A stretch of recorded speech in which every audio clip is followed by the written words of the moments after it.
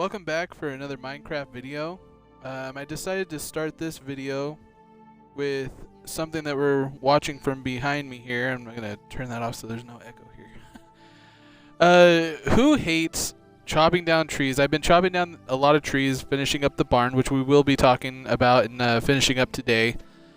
But behind me, I've been waiting for saplings a lot, and so I decided to take a break from the barn and make a quick video on how to make a decent tree farm that you don't have to collect all of the saplings. And I mean, you look up there, there's an apple up there. I mean, apples are really important to the game. You don't want to be waiting around constantly for an apple. And so we're going to start off with a tree farm, which I've already kind of started over here. I want to grab this apple because, like I said, apples are important.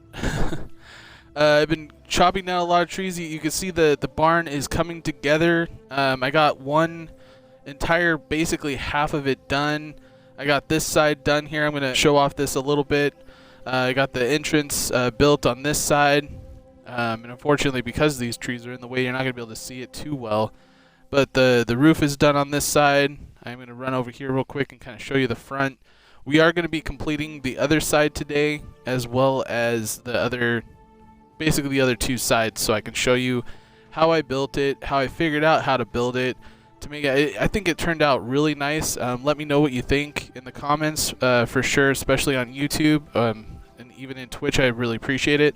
I think it's coming together really nicely, but I do want to start off by making this tree farm. And first, I do want to bring up something here real quick. I changed all my sheep over here to a dark green, just using the cactus in a furnace and getting a green dye and getting the wool, because we're going to need those for carpet to go over the hoppers for the build for the tree farm. So let's get started on that. I've gathered up all the iron that we need. At least I hope so. I gathered up quite a bit of iron that we've been collecting from our iron farm. I've been making up a whole bunch of chests, so let's see how many hoppers we can get here. This shouldn't take me too long. It's going to be kind of a short video.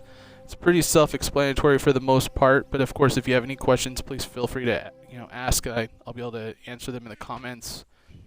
I did have a barrel because I think the barrel will be the best collection for it. Obviously, the hoppers will get full. If you want to use chests, you can make it as big as you want for the collection spot. But if you're gathering it up pretty frequently, you're not going to have too many issues with it. All right, so let's make up a whole bunch of hoppers. Using up tons of iron. But of course, if you have oh crap, what did I do? Oh, I hate when I do that. Okay, make sure that you have your cursor over the item that you want to make. That's unfortunate. I love hoppers, so I'm going to definitely be using a lot of hoppers. So let's see if we have enough to do what we need to do. Alright, first off, I'm going to put the barrel, the collection spot. I figured right here would be a good spot. We can access it. Has a decent amount of inventory in it. That's going to be able to collect all the stuff while we're walking around and whatnot. First off, you want to make sure that your first hopper is being faced into the barrel, and then basically other than that, what I typically do is make one line kind of going down the center, and then making sure that all of these kind of feed into these hoppers right here. So I crouch, place these all along the way here. Hopefully we'll have enough. I did not want to make those pressure plates. I'm kind of irritated at myself about that. But it happens. I mean, it happens. Just take your time sometimes is better.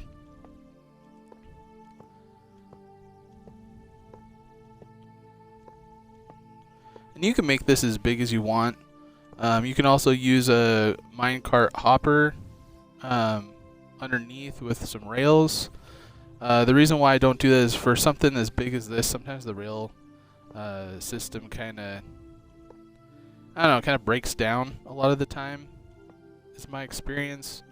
And so I like using the hoppers, especially if you have the iron farm. It's not, I mean, yes, it is using up a lot of iron, but it's not like you're mining it to be able to get all of it.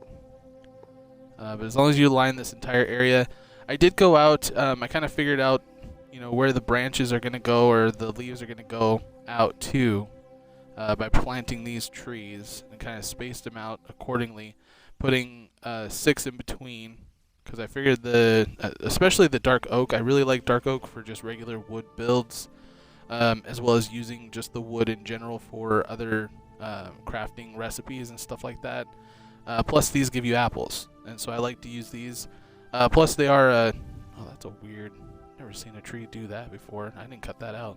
That's strange.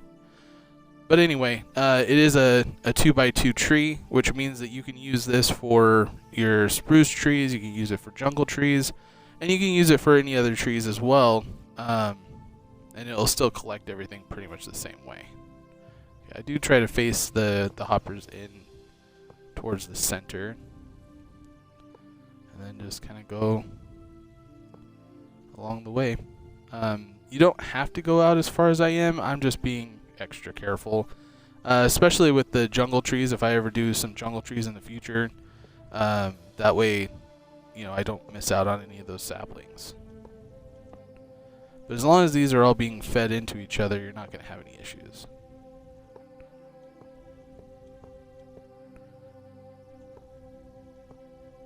And I will be talking about putting hidden light sources underneath, or where I did on the roof, basically, and maybe next time it turns into night, I'll show you. Oh, crouch.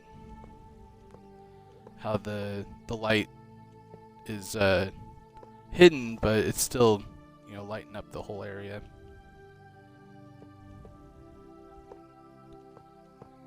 And it will take a little bit of time. That's why I wanted to do the sheep first for changing the color of the sheep before I started this, because I knew it was going to take some time to get the wool harvested. So I'm not going to be able to put all the carpet over the top of this, and it's not something that I really need to show anybody. But basically, you just put a piece of carpet over each and every one of these, and you're set. And the carpet's just to kind of make it look like it's kind of grass looking.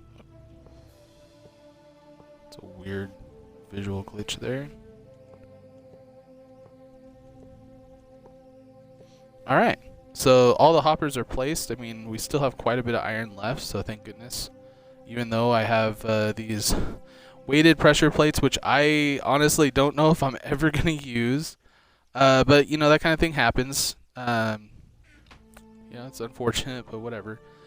Alright, so I'm going to make some carpet and kind of just show you at least the beginning part of what it looks like, the reason why I do it.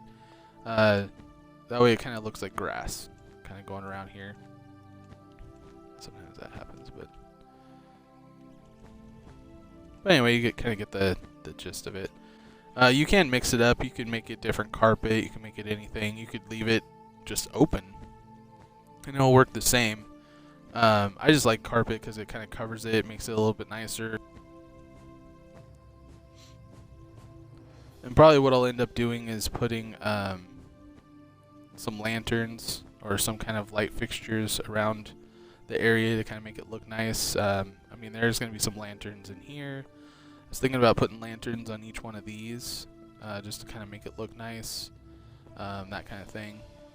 But anyway, let's get over to this build. I mean, you kind of have the gist of the tree farm, and as you cut the trees, I don't have any. Let's see here if I have any saplings, because it's better to show you if I have. Okay, I do. So you just grab your saplings, which, yeah, all those are gone. See, if you miss them, they disappear, and so it's kind of unfortunate, especially if you are getting close to running out. But over here now, I could just cut these trees down. Some of the pieces of wood will even go into the hoppers, and it'll just go into the collection area. But even then, it's like you could just come over here, cut these down.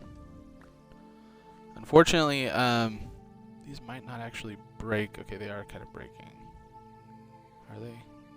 Because I'm worried because these are actually connected. Maybe we'll cut this one down too, the weird one. Seriously, I've never seen a tree grow like that before. Or at least not the dark oak. I've seen some regular oak ones kind of grow all weird, but... Alright. And these should start to deteriorate. There you go. And then all you do is put your saplings down and walk away.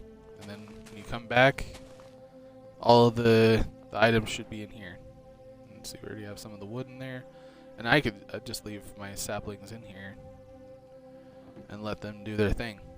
I mean, there are a couple spots right here that are not going to... So if anything lands on these 4 blocks, you're going to miss out on those. But I mean, overall, you're not having to wait around, and I think that's worth it.